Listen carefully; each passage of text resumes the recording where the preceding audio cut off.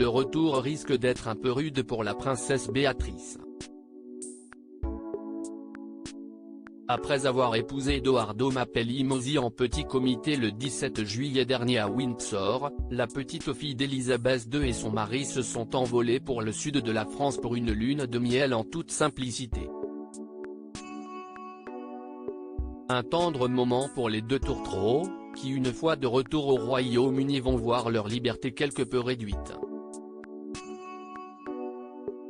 En effet, depuis le 15 août dernier, le pays a instauré une mise en quarantaine pour les personnes qui viennent de l'étranger, qu'il s'agisse de touristes ou de Britanniques qui rentrent de vacances. Une façon pour le gouvernement britannique de contrôler la pandémie de coronavirus, repartie à la hausse depuis plusieurs semaines. Et une règle à laquelle la princesse Béatrice et Edoardo Mapelli-Mozzi ne pourront pas échapper, même si rien n'indique qu'ils ne sont pas déjà rentrés au Royaume-Uni.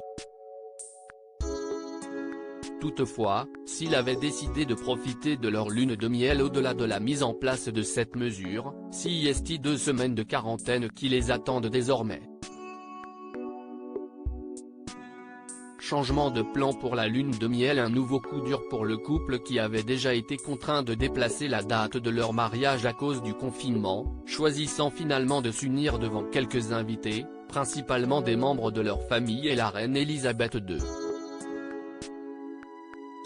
Et à cause de la fermeture des frontières, impossible également pour eux de faire leur lune de miel initialement prévue sur l'île de Lamu, au large du Kenya, où la famille d'Edoardo Mapelli-Mozzi possède une maison.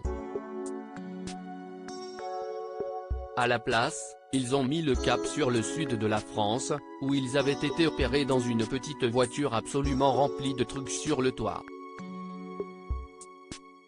C'était une telle surprise de les voir, avait même confié une source après les avoir surpris.